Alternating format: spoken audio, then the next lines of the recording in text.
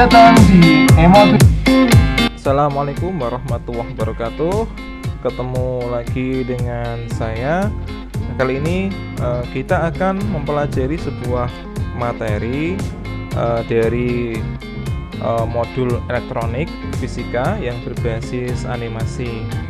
Modul ini yang membuat adalah saya sendiri. Dulu sebagai tugas akhir saya ketika kuliah. Alhamdulillah terciptalah modul fisika atau IPA yang mengandung beberapa animasi sehingga memudahkan siswa dapat mempelajari ilmu dengan baik dan mendapatkan visualisasi dari materi tersebut. Oke, kita akan simak. Pertama kita akan melihat kompetensi. Ini ada animasinya. Kita klik saja kompetensinya. Muncul standar kompetensi, yaitu menerapkan konsep Kalor dan prinsip konservasi energi pada berbagai perubahan energi. Kemudian ada kompetensi dasar dan indikator ya, yang ketiga. Tuh. Jadi indikatornya tujuannya apa? Adalah untuk menganalisis ya pengaruh perubahan suhu benda terhadap ukuran benda atau pemuaian. Kemudian membedakan peristiwa perpindahan kalor secara konduksi, konveksi, dan radiasi. Kemudian menentukan faktor yang berpengaruh pada peristiwa perpindahan kalor melalui konduksi, konveksi, dan radiasi. Kemudian yang keempat, mendeskripsikan perbedaan kalor yang diserap dan yang dilepas. Yang terakhir, menerapkan asas Black dalam peristiwa pertukaran kalor. Ini adalah materi kelas 7 di semester pertama. Jadi ini materinya cukup banyak dan termasuk cabang IPA fisika. Oke, kita lanjutkan menuju ke materi pertama. Di sini ada suhu, nanti ada yang kedua pemuaian, kalor, dan perpindahan kalor. Oke, kita yang menuju ke suhu dulu. Kita klik suhu. Materinya seperti ini.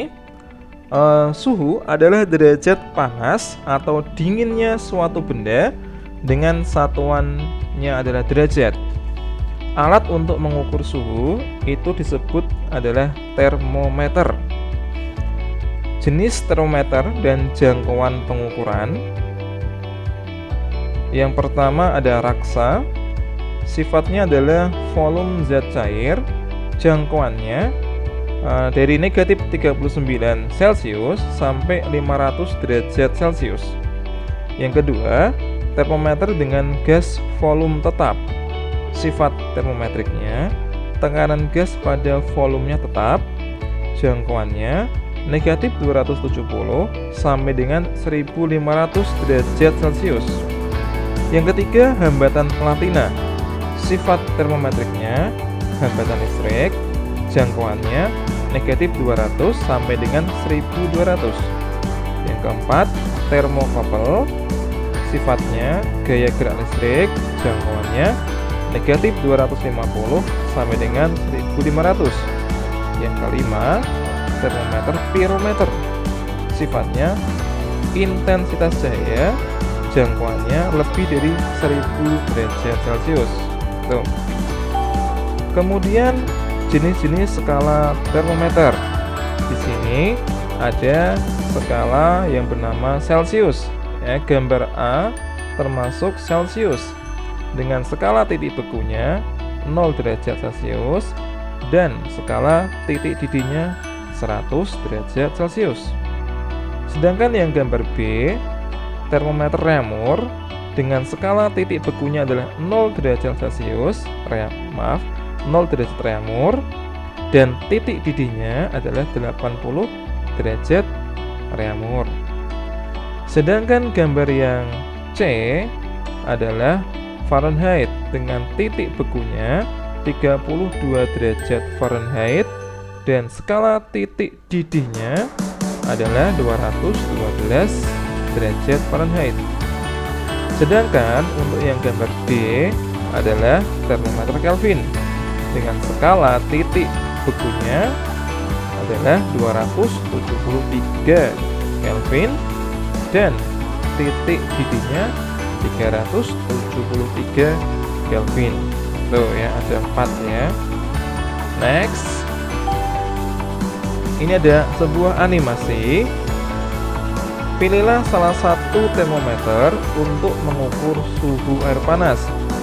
Di sini ada sebuah animasi air yang dimasak dengan api sehingga muncul uap air sehingga panas ya. Kita akan coba mengukurnya dengan masing-masing 4 termometer. Kita pilih dulu yang Celcius ya, kita klik Celciusnya.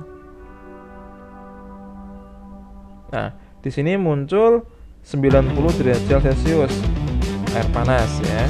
Kita ganti dengan reamur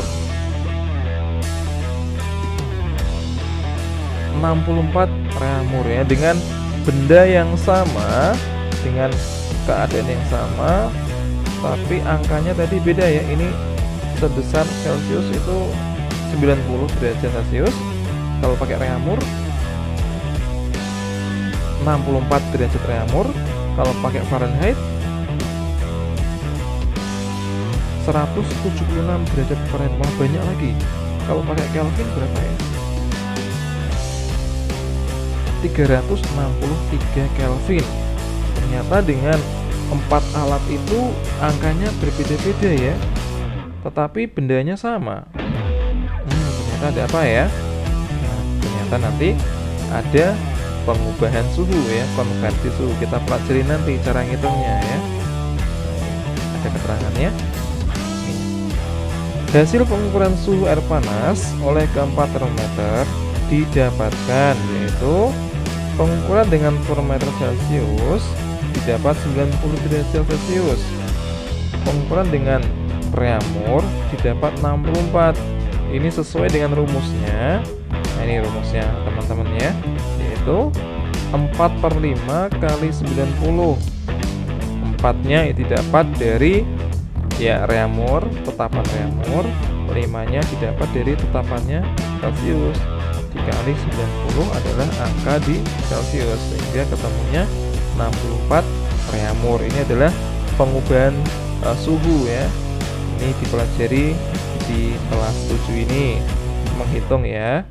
Kemudian untuk yang Fahrenheit didapatkan 176. Ini juga ada ngitungnya.